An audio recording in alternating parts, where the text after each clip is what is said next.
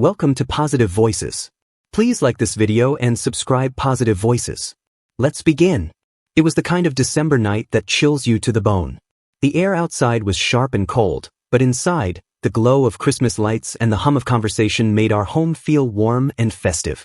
My wife Lauren was hosting her annual holiday party, something she always looked forward to.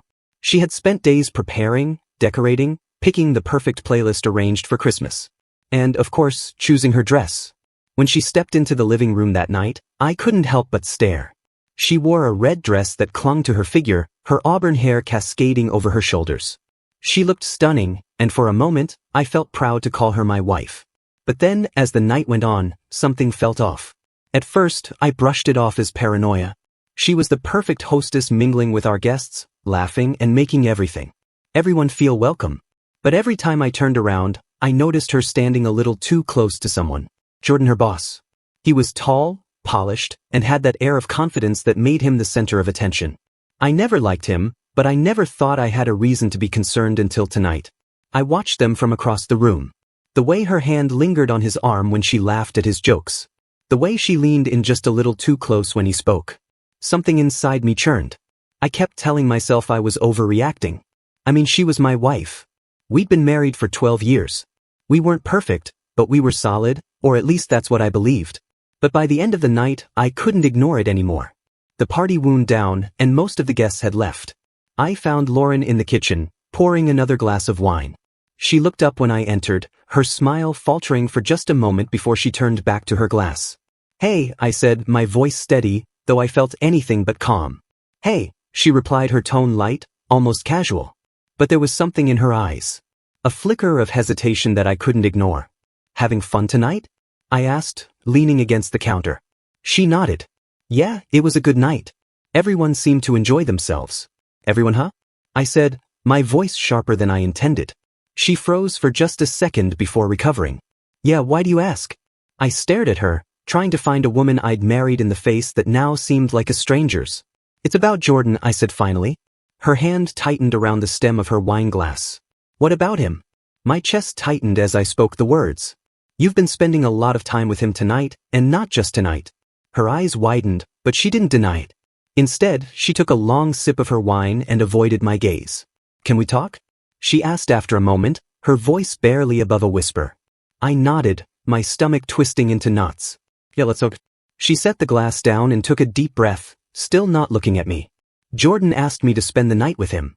The words hit me like a punch to the gut. For a moment, I couldn't breathe. And I managed to choke out. "And I've been thinking about it," she said, her voice trembling now. I don't know. I feel like I need this. Just one night. That's all." I stared at her, stunned. I couldn't believe what I was hearing. My wife, the woman I thought I'd spend the rest of my life with, was asking for permission to cheat on me. "Are you serious?" I asked, my voice cold. She nodded, her eyes glistening with unshed tears. "I know it's a lot to ask, but I feel like I need this." For me, something inside me snapped. "Sure," I said, forcing a smile. She blinked, clearly not expecting that response. "Well, go ahead," I said. "Have your night."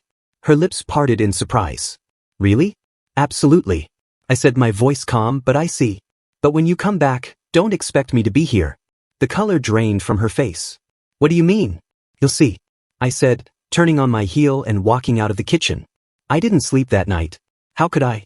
My mind was racing, my chest tight with rage and heartbreak. I thought about every moment we'd shared, every promise we'd made. And now, it was all crumbling because she needed one night.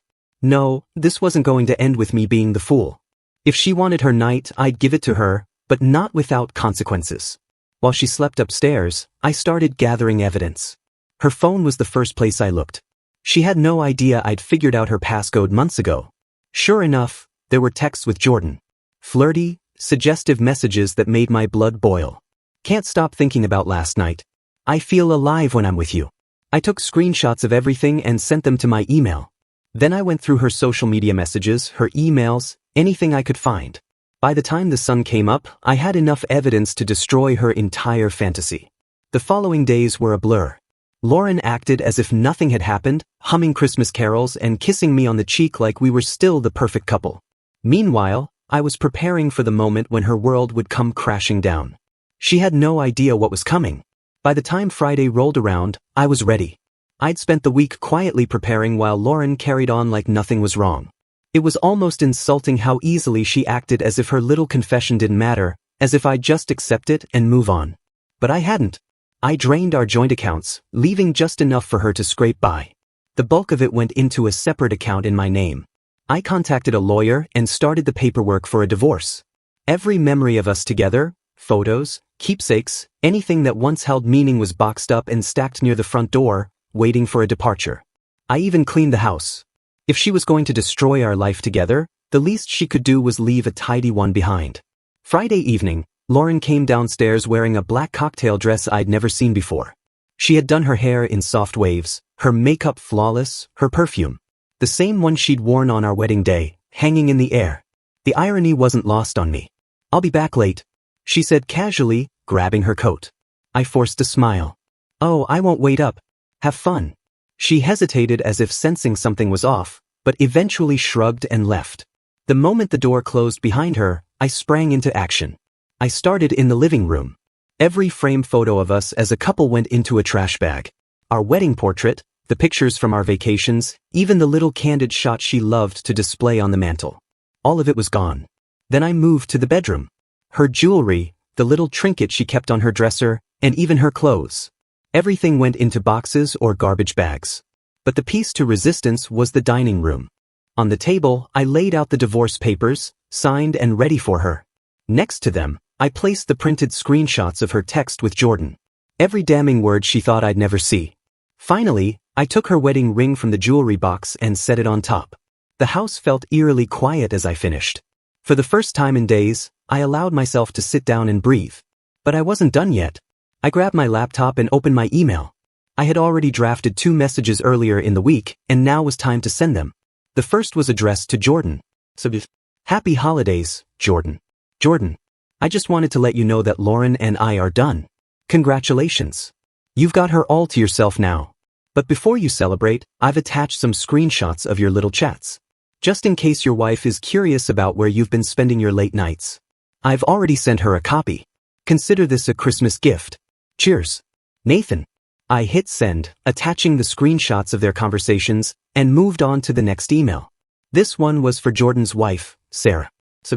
"Something you should know. Sarah, I thought you deserved to know that your husband and my wife, Lauren, have been having an affair. I've attached proof for your reference.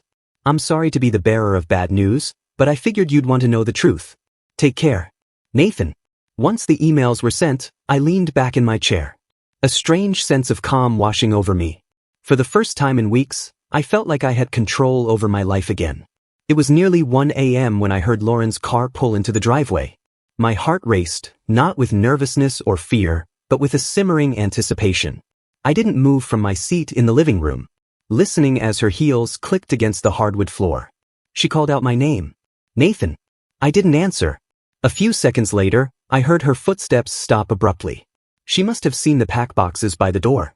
"Nathan," she called again. Her voice higher now, tinged with confusion. I waited, counting the seconds, until I heard her gasp. She'd reached the dining room. "What the hell is this?" she yelled, her voice trembling. I stood up slowly, taking my time as I walked to the doorway. She was standing there, clutching the divorce papers in one hand and the screenshots in the other. Her eyes were wide, her face pale. "What's going on?" she demanded. I crossed my arms, leaning against the doorway. "It's exactly what it looks like," I said coldly. "You can't be serious," she sputtered, waving the papers at me. "You're throwing everything away over one night." I let out a bitter laugh. "You threw everything away, Lauren. Not me. I'm just making it official." Tears welled up in her eyes. "It wasn't like that," she whispered. "It didn't mean anything. I don't know what I was thinking." "You weren't thinking," I shot back. "You didn't care. You didn't care about me, about us, about everything we built together. You wanted your night? Congratulations. I hope it was worth it." She opened her mouth to argue, but I held up a hand to stop her. Just don't.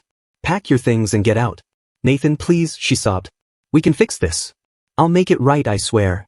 I shook my head, my voice steady and calm. "It's too late, Lauren. You made your choice. Now live with it."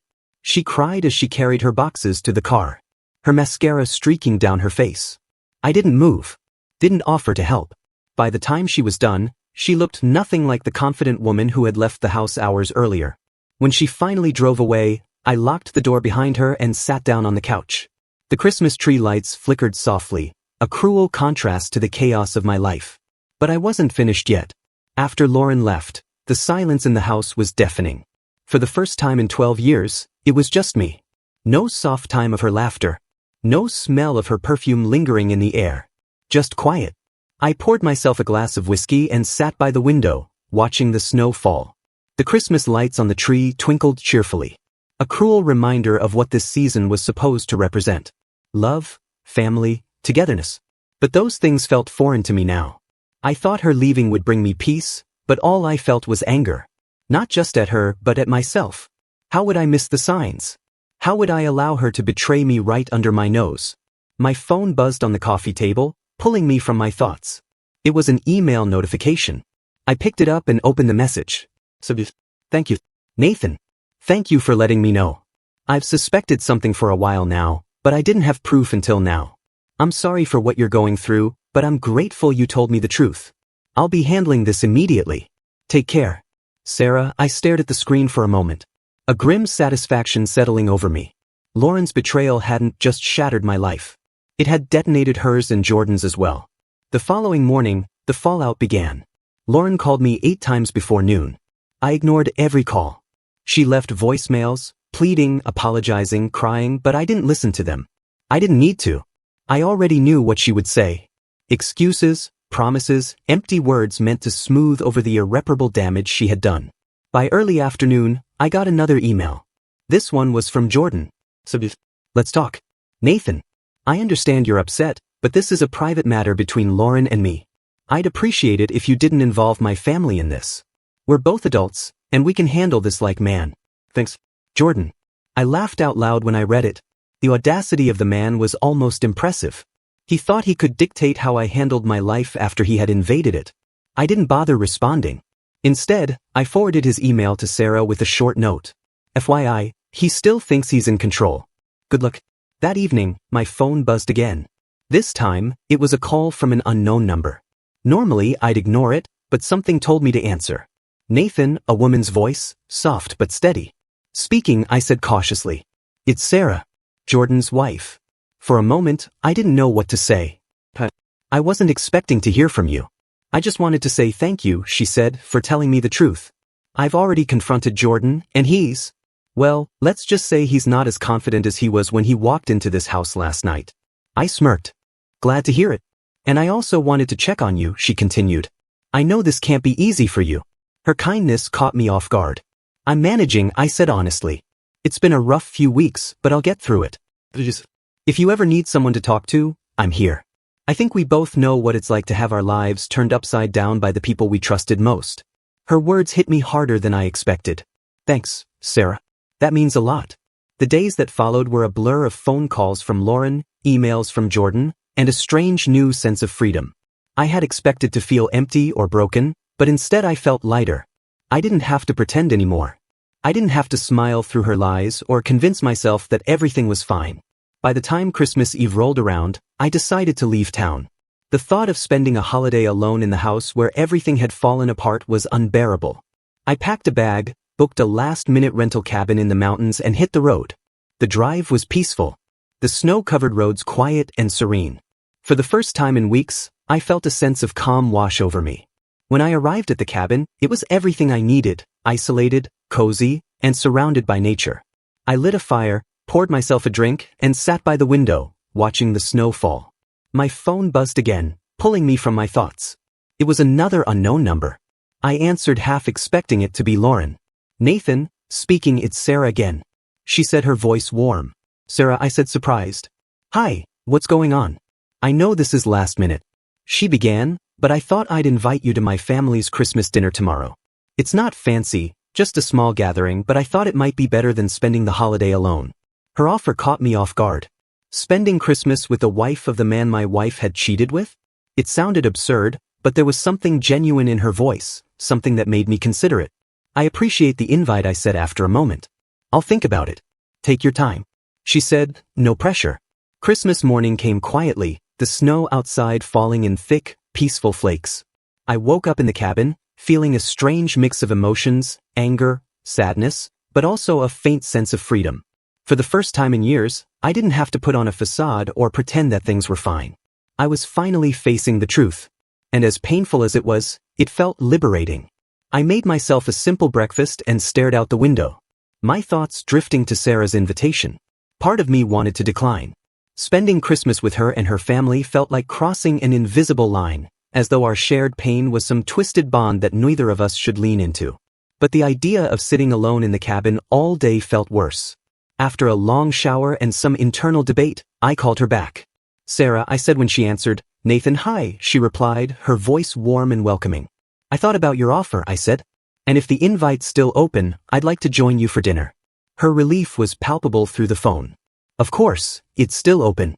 I'll text you the address. Dinner starts at 6, but come early if you'd like." "Thanks," I said. "I'll see you then."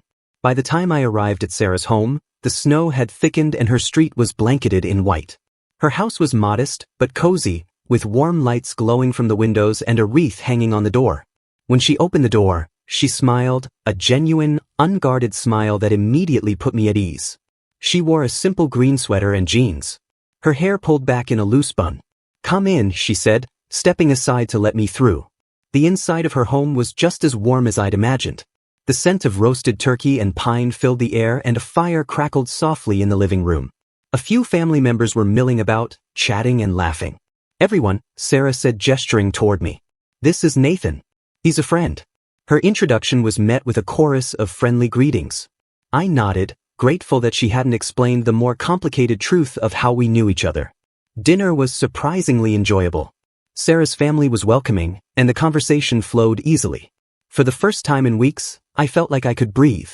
I wasn't Nathan, the betrayed husband, or Nathan, the man plotting his revenge. I was just Nathan. After dinner, Sarah and I found ourselves sitting on the couch by the fire, sipping glasses of wine. Her family had retreated to the kitchen for dessert, leaving us alone. "I'm glad you came," she said, swirling her wine. "Me too," I admitted. "This was nice. I didn't think I'd be able to enjoy Christmas this year." She smiled softly. "I know the feeling.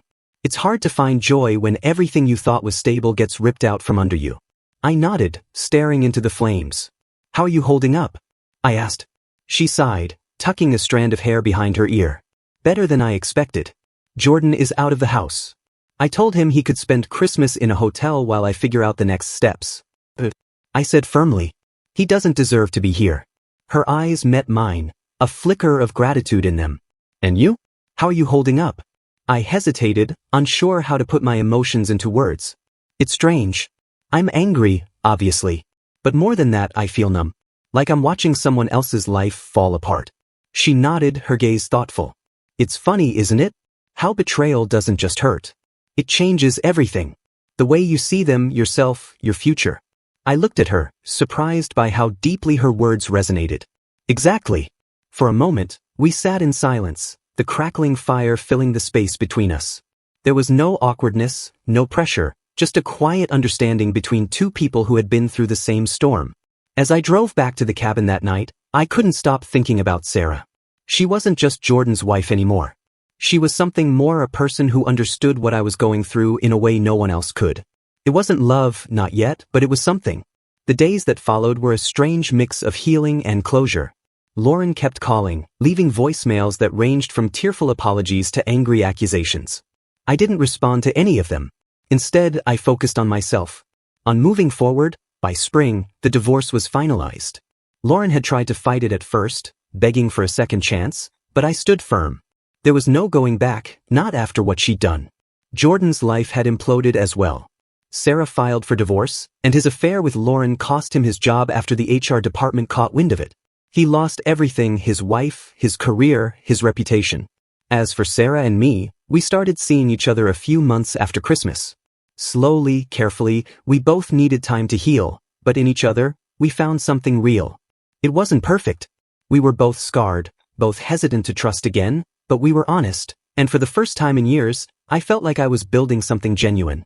Looking back, I realized that sometimes life has to fall apart so it can come together in ways you never expected. Lauren's betrayal had broken me, but it had also freed me. It forced me to confront the truth, to let go of something that no longer served me, and to embrace a new beginning. This Christmas, as Sarah and I sat by the fire, her hand resting lightly on mine, I felt something I hadn't felt in a long time. The past was behind me, and for the first time in years, I was looking forward to the future.